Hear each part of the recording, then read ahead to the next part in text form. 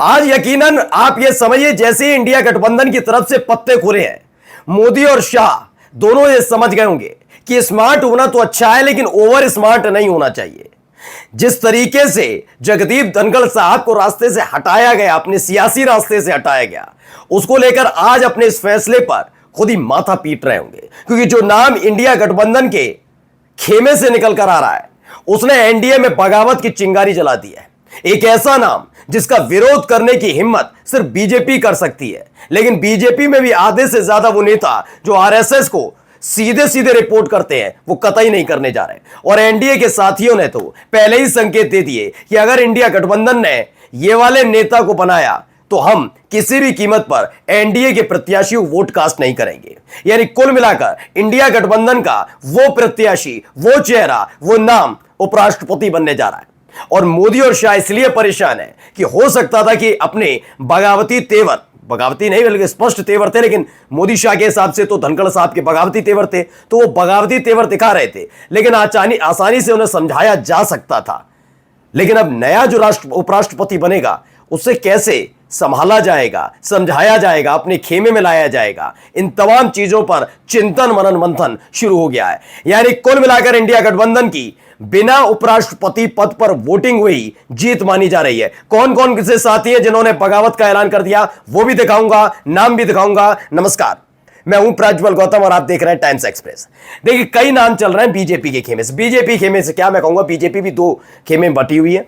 कभी किसी का नाम, कभी किसी का नाम, कभी देवव्रत आचार्य का नाम आ जाता है। वो कहते हैं नहीं नहीं वसुंधरा राजे सिंधिया, वो कहते नहीं उसको लिया आओ, इसको लिया आओ।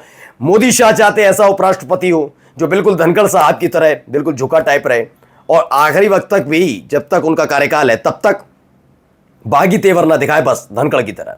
एक ऐसे व्यक्ति को लाओ। आरएसएस कह रहा है कि भैया तुम पे रह गए 1.5 महीने कुल मिलाकर, 75 साल की उम्र, कुर्सी जाने वाली है, उपराष्ट्रपति हम तय करेंगे। अच्छा, इनकी हिम्मत नहीं हो पा रही, तो बीजेपी और आरएसएस के बीच में यह खेल है कि आरएसएस खुलकर कभी भी बीजेपी के लिए बैटिंग नहीं करता कि बीजेपी यानी सरकार में हमारा हस्तक्षेप है, इसलिए इसका फायदा मोदी शाह उठाने की कोशिश कर सकते हैं।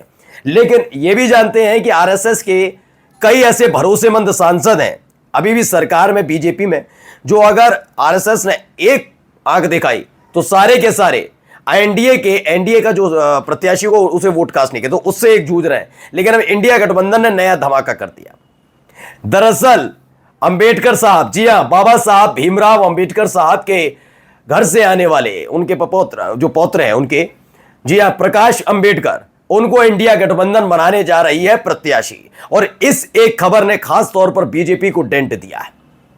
ढूंढने से भी उनको एक ऐसा नेता नहीं मिल पा रहा जिसके जरिए वो अपने साथियों को बचाकर रख पाए। उसकी कई कहानियां हैं, क्योंकि एक नहीं है, दो नहीं है, तीन नहीं, आज आपको 4 से 5 बड़ी कहानियां सुनाने जा रहा हूं। यहां से लेकर वहां तक की धनखड़ साहब से के इस्तीफे में की कहानियां भी जुड़ी हुई हैं, क्योंकि खबर यह थी कि मोदी साहब का तख्ता पलट होने जा रहा था। यह खबर आई है।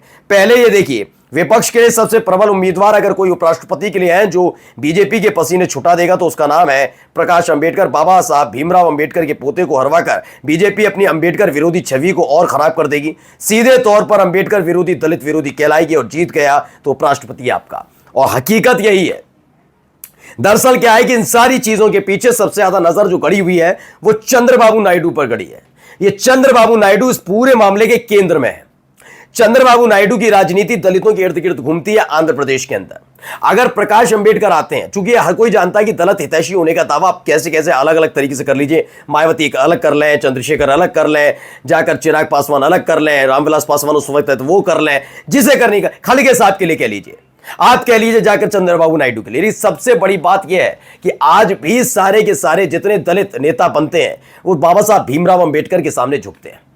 और यही वजह है कि बाबा साहब भीमराव अंबेडकर के परिवार से आने वाले यानी उनके पोते प्रकाश अंबेडकर जैसे इंडिया गठबंधन के चेहरा बनेंगे, वैसे ही चर्चा चली। चंद्रबाबू नायडू ने आंखें दिखानी शुरू कर दी।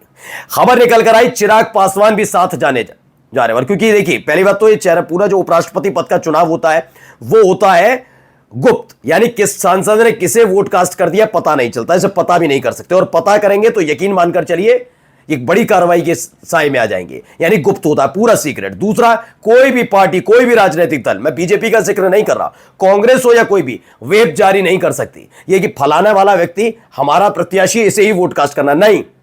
एक तो गुप्त, ऊपर से वेब जारी नहीं होगा। जिसका जो मन है सांसद का वो वहां वोट कास्ट करता है। उपराष्ट्रपति पद का चुनाव ऐसे होता है।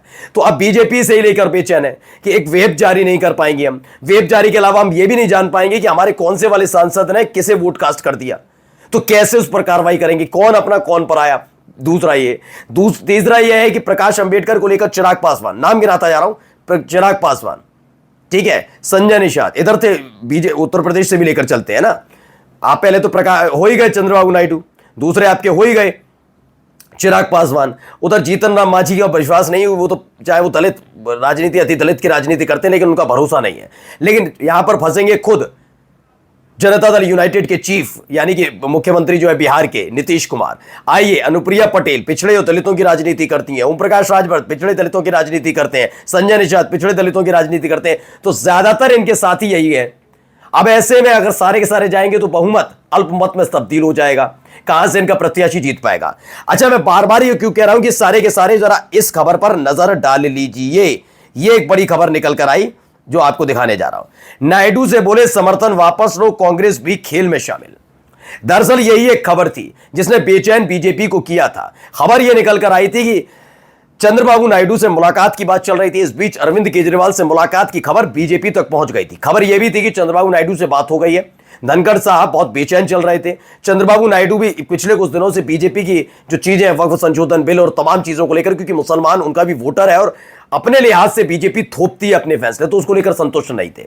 तो इन्होंने कहा था कि हाँ बिल्कुल सही कह रहे हैं। और यह नहीं था कि तख्ता पलट का मतलब बीजेपी, उनका यह था कि कोई एक ऐसा प्रधानमंत्री बने जो सबको साथ लेकर चले। जबकि मोदी शाह के लिए स्पष्ट है कि वो 10 साल से जो करते रहे, 11वीं साल भी वही कर रहे थे, थोप रहे थे।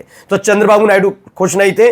जगदीप धनखड़ साहब से बात हो गई थी, उन्होंने कहा कि आप अपना समर्थन केवल वापस लीजिए, देखिए तुरंत खेल हो जाएगा। और एक जगह नहीं, देखिए एनएमएफ ने भी कहा, ये इस चैनल का नाम भी पढ़ लीजिए, नरेंद्र मोदी फैंस के नाम से इनका चैनल है। चंद्रबाबू नायडू समर्थन वापस लें, क्या मोदी सरकार गिराना चाहते थे धनखड़। ये मुलाकातें भी हुई थी।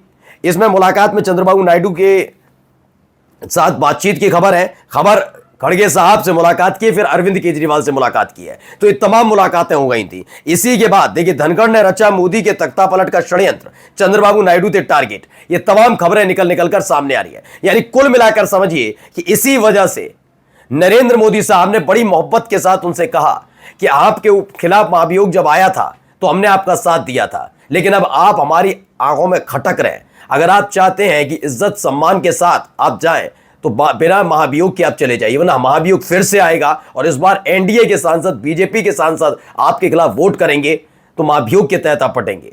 इज्जत के साथ जगदीप धनखड़ साहब चले गए। उम्मीद थी कि अपने मनपसंद व्यक्ति को उपराष्ट्रपति के पद पर बिठा लेंगे, लेकिन चुनाव की प्रक्रिया अपने आप में इतनी अहम हो जाती है उपराष्ट्रपति पद को लेकर कि बीजेपी यानी मोदी शाह फंस गए। आरएसएस पहले से ही उपराष्ट्रपति पद पर अपने किसी व्यक्ति को बिठाना चाहता है। फिर लड़ाई आई बाहर की, जब प्रकाश अंबेडकर को प्रत्याशी बनाने की चर्चाएं हैं, और इसी के साथ एनडीए में बड़ी बगावत होने जा रही है।